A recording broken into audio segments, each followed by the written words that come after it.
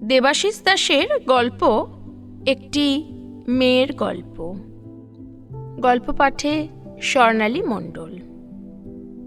হাওয়ায় ভেসে যায় রাশি রাশি মেঘ। মেঘের আড়ালে বারবার উকি দেয়। হারিয়ে যায় ওই ছোট্ট বাড়িটি, টিলার মাথায়।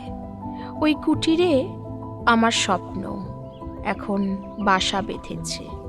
ঘরের মাঝখানে পালঙ্কে শুয়ে আছো তুমি। তোমার মাথার পাশে এক গোছা হাসনুহানা। বেশবাস আলুথালু তোমার। আমার বড় প্রিয় পরিত্যক্ত পানপাত্র একাকী পড়ে আছে ওই দাওয়ার ওপর। স্মৃতিময় আঙুর সুধা এক বিন্দু মুক্তোর মতো পড়ে আছে যার তলানিতে আজও। বহু দূরে একাকী আমি বারবার স্বপ্নের ভেতর চমকে উঠি। মেয়েলি কোমল স্পর্শে ঘুম ভাঙে। কুয়াশার আড়ালে ঢেকে যায় তোমার হরিণী পায়ের শব্দ। বহু জন্মের ওপার থেকে মুহুর্মুহু ব্যর্থ উলুধ্বনি হয়। স্বপ্নের সিঁড়ির বাঁকে তোমার সরলতা, সমর্পণ। আমার দুবাহুর আলিঙ্গনের মাঝে তোমার বিরহী ওড়নার ওড়াউড়ি। হারিয়ে যাওয়ার আগে তুমি যা জড়িয়ে গিয়েছ আমার হাতে, আমার দেহের শিরায় শিরায় তাই রক্ত নয়, ভালোবাসার দ্রাক্ষারস মধুময় স্মৃতি তোলপাড় করে ছুটে বেড়ায়। তোমাকে পাইনি মেয়ে নিজের করে। পাহাড়ের ঢালে ওই সবুজ গালিচার মতো প্রান্তরে তুমি আজও অবিরাম কথা বলো। নরম মোমের আলোর মতো তার উচ্চারণ।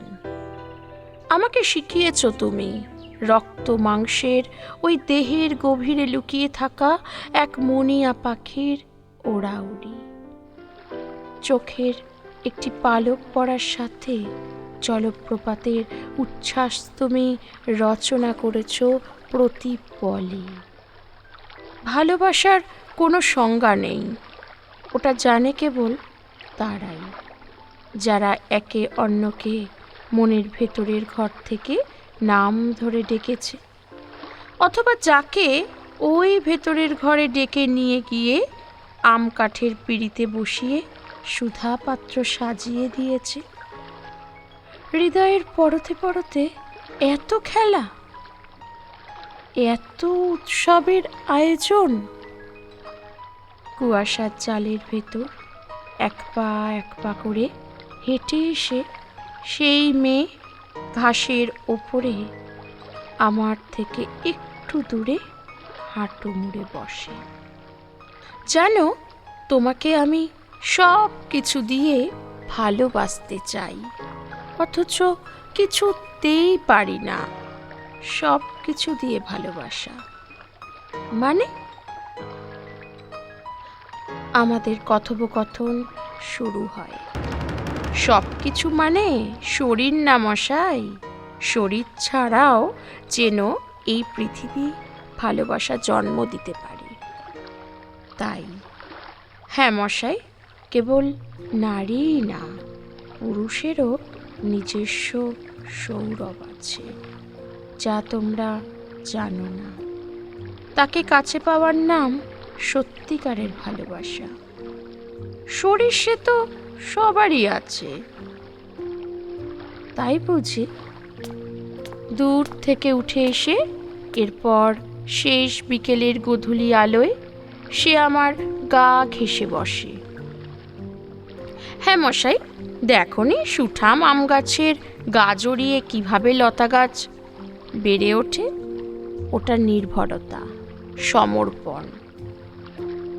এই অস্থিমজ্জা মাংসের খাঁচার গভীরে জেনে রেখো একটা মেয়ে মুনিয়া পাখি থাকে।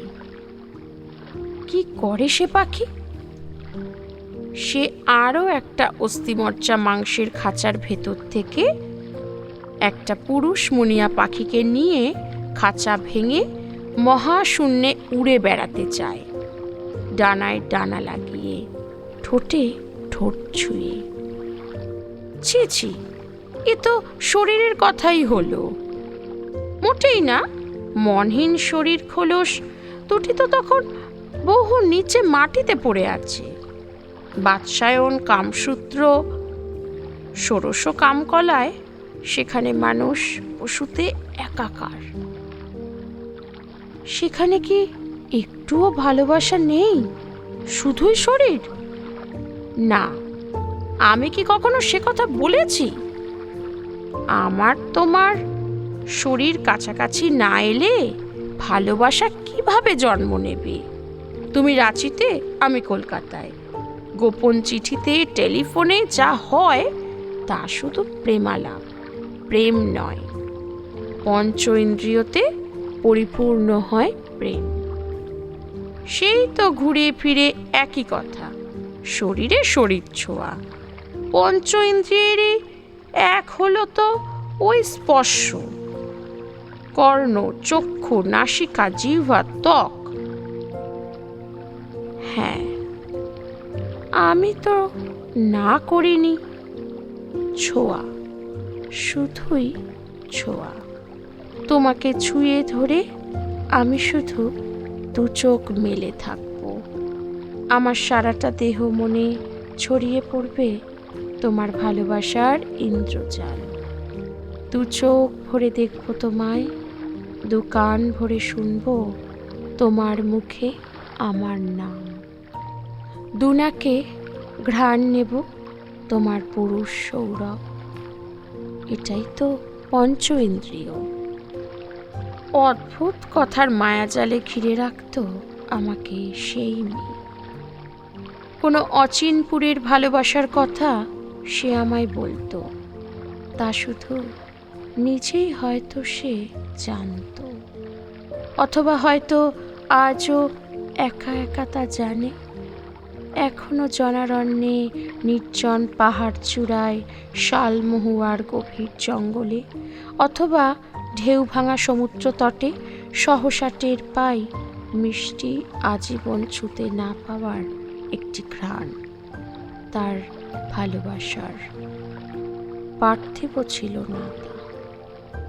আর কি আশ্চর্য, তাকে কখনোই বলতে পারিনি ভালোবাসি, কারণ এত বেশি সে আমায় ভালোবাসতো। তার ভেতরের ভালোবাসা এতই গভীর ছিল যে আমারও কথাটা বলা একেবারেই অমূলক ছিল। আসলে তার কাছে হেরে গেছি আমি প্রথম পরিচয়। আর কি আশ্চর্য, আমাদের প্রথম দেখাও হয়েছিল এক অদ্ভুত পরিবেশে, কলকাতা থেকে অনেকটা দূরে, দক্ষিণেশ্বরের ঠাকুর রামকৃষ্ণের কল্পতরু মন্দিরের চত্বরে। কিশোরীটি অপেক্ষামান ছিল সেদিন। বিগত 1 বছর আমরা চিঠিতে প্রেম বিনিময় করেছি, শুধু একে অন্যকে চোখে দেখিনি। আমাকে দেখা মাত্রই কেন জানি সে ছুটে গিয়ে দুহাত জড়ো করে ওই মন্দিরের ঈশ্বরের উদ্দেশ্যে দু চোখ বুজে দাঁড়িয়েছিল কিছুক্ষণ। কি প্রার্থনা সে করেছিল সেদিন কল্পতরু ঈশ্বরের কাছে, কে জানে। তাতে কি কোনো খুঁত ছিল?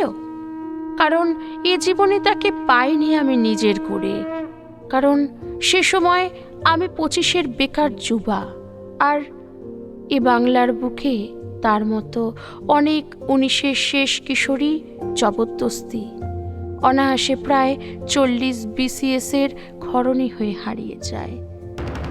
জানি না এই মধ্যরাতে এখন সে করছেটা কি।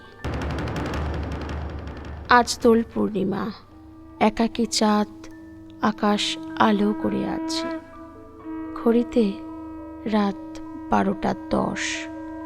মায়াময় কাম খেলায় তৃপ্ত সে কি এখন ঘুমিয়ে পড়েছে, নাকি রতিক্রিয়ায় মাতাল করে চলেছে সেই BCS-কে, অথবা ধর্ষিতা হয়েছে আজ রাতেও। আমার আগুন আমি ঢেকে রাখি, জানি তুমি পারো না ঢাকিতে, অপমানে উপহাসে হয়ে আছো পরের ঘরণী। তোমাকে দেখে কেবলই জলপরি মনে হতো আমার। কতবার অবিশ্বাসী মনে তোমাকে আড়াল করে চিমটি কেটেছি নিজের হাতে। এ সত্যি কোনো স্বপ্ন নয় তো? আমার অস্ফুট আহ শব্দে বারবার চমকিত হতে তুমি, আর সে সময় তোমার বিস্মিত চোখের ওই দিঘির গভীরে ডুব দিয়ে দেখেছি অদ্ভুত মায়া। তোমাকে আদর করে ডাকতাম আমি তুলতুলি বলে, কারণ তুলতুল নমনীয়তা ছিল তোমার। তুলতুলি, মনে রেখো, পৃথিবীর সমস্ত পুরুষেরা যারা ভালোবাসা বেসেছে ওই হৃদয়ের মুনিয়া পাখিটিকে, তারাই মৃত্যু মুখে ঢলে পড়েছে অনাহাসে সব কিছু পেয়েও। শরৎবাবুর দেবদাসকে মনে পড়ে তোমার? যেন শরীরে কোনো খিদে ছিল না তার, তা আমারও নেই। তোমাকে কেবল ছুঁতে চেয়েছি আমি গভীরতায়। বারবার মনে পড়ে বন্ধু মলয় সিংহের কবিতার পংক্তি, সমতলে আর কোনো বিশুদ্ধ মাটি নেই মীরা, যার জন্য তুমি পবিত্র হতে পারো। কুয়াশার আড়ালে আজও তোমাকে চুপচাপ দাঁড়িয়ে থাকতে দেখি, কারণ কুয়াশা মায়াময়।